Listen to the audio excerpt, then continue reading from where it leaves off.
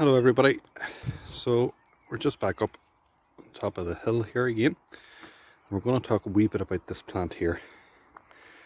I'm sure everybody knows what this is. It's absolutely everywhere. It's a plant called gorse or wind bushes. My wife actually calls them firs for some reason. But what we're up here to collect is the little yellow flower there. And we're going to use that to dye. We're going to dye a wee bit of white cloth and see can we get it to turn into a nice yellow shade. You can use a multitude of plants to dye, but I'm just going to use the gorse here because there's loads of it growing. I love this time of year. You get a real kind of smell of coconut or kind of sun cream when you're up here, and that's the smell of the gorse flower. And it just kind of reminds you that the summer is nearly here. It's a lovely evening tonight. There's the mountains of Mourne in the distance. It suffered quite badly recently with that awful fire. But nature has a way of just bouncing back. So what I'll do is collect some of this yellow flower very, very carefully. As you see, I've got a pair of good sturdy gloves on me because they're really spiky. And we'll bring them back to the house and we'll boil them up and see can we dye our bit of cloth.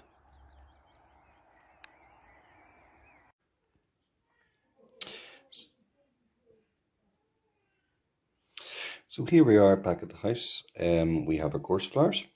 We have got, I'm not sure if that's going to show up, 130 grams of gorse flowers. Now there are a few thorns and all just left in that. I'm not going to bother picking them out because life's too short for that. This is the cloth that we're going to try and dye. It's just an ordinary, large dishcloth from the other supermarkets are available. So I'm just going to do one of them. I'm going to keep the rest of them just for a comparison, just to see does the dye actually hold. And then we have a medium-sized saucepan full of cold water. So what we're going to do is we're going to boil the gorse flowers and try and extract the water out of it, and you'll see that the water will go a kind of a yellowy browny colour. Then we're going to drain it and boil the cloth in the coloured water. This might take a couple of hours to do, so I'll get everything sorted and get back to you.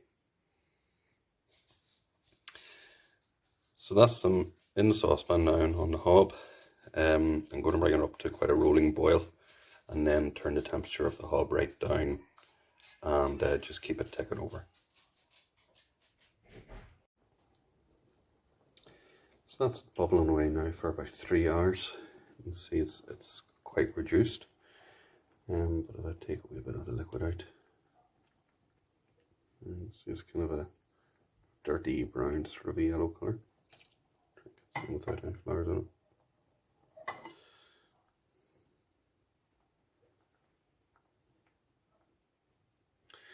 So incidentally, you can make gorse tea as well, but I'll not be drinking any of this, I don't think. Now what I'm going to do is I'm going to take it off, turn off the temperature, turn off the heat. I'm going to strain out the gorse flowers and that'll just leave me with the kind of yellowy brown liquid.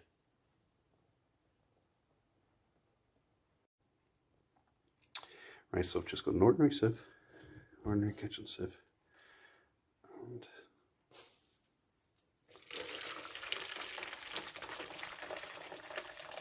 so what we want to keep the liquid. But we don't want any of these flowers are kind of bleached. Aye.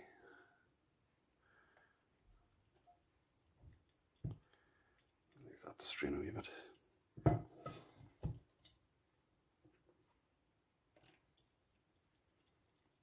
of course, all these flowers just go in my compost bin.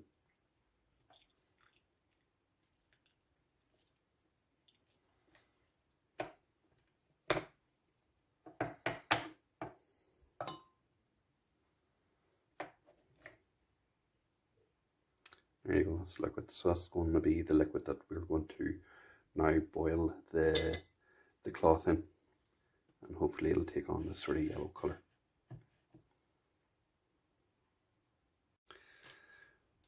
So that's the liquid we're left with. So I've put it back on the hob, back on a high heat, and this is the cloth that we are going to try and dye.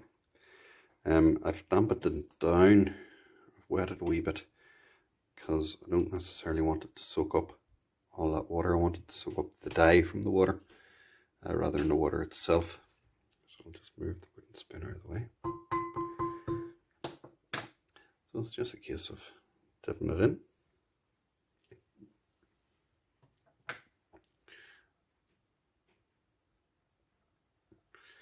So we boil that for another while and then take it off the heat and let the water completely cool down. Let it sit in the water, and hopefully it'll take on a yellowy sort of tinge to it. You should give this a wee go with yourself. It's pretty easy to do. I don't know about the results just yet, so I've never done it before myself. You could use other materials, rose petals or nettles. I've actually heard of people using their own wee to do this, and it gives you a yellow colour as well. I just think it's less minging to use the gorse flowers.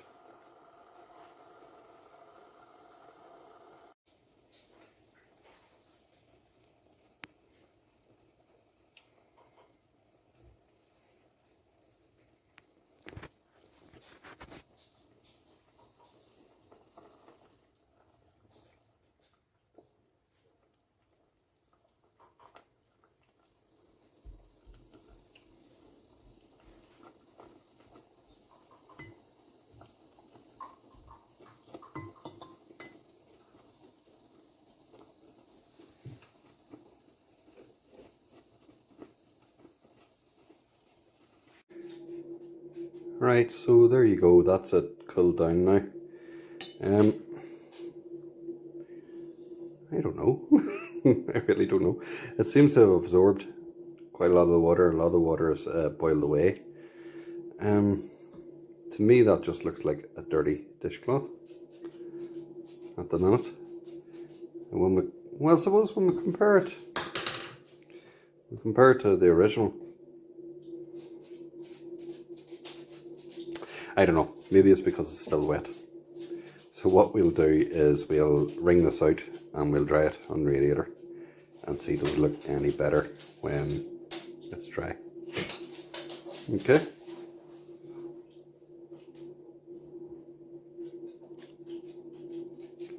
Just a nice white one there for comparison.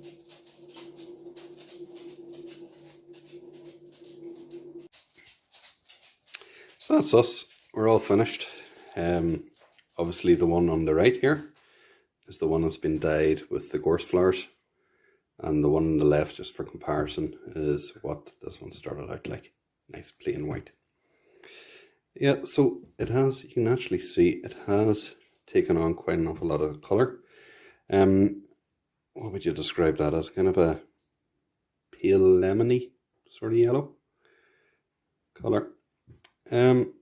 I wonder if I used more gorse flowers, would it have been a darker shade of yellow? I'm not sure, but it's been successful enough.